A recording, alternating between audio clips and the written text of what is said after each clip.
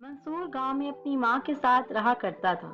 اس کے والد کا انتقال ہو چکا تھا اور اب وہ اپنی اور ماں کی گزر بسر کے لیے لکڑیاں جمع کرتا اور ان سے کچھ بنا کر بازار بیچ آتا۔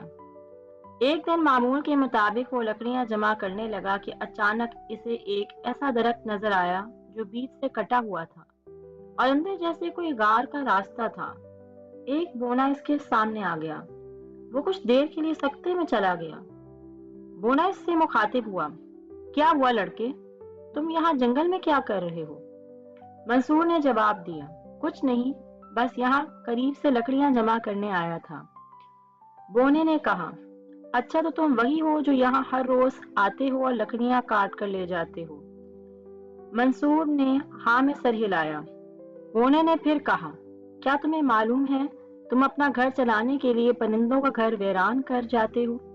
درختوں کو کاٹ کر اپنے لیے بہت سی چیزیں بناتے ہو مگر پودا یا بیج نہیں لگاتے۔ تم قریب سے ہی لکڑیاں لے لو مگر ایک درخت کے بدلے ایک درخت لگاؤ۔ اس طرح یہاں کی ہریالی کو نقصان بھی نہیں ہوگا اور تم لوگوں کا کام بھی نہیں رکے گا۔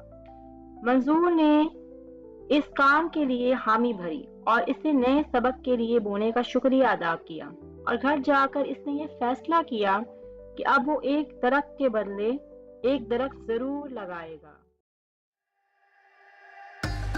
Like, comment, and subscribe.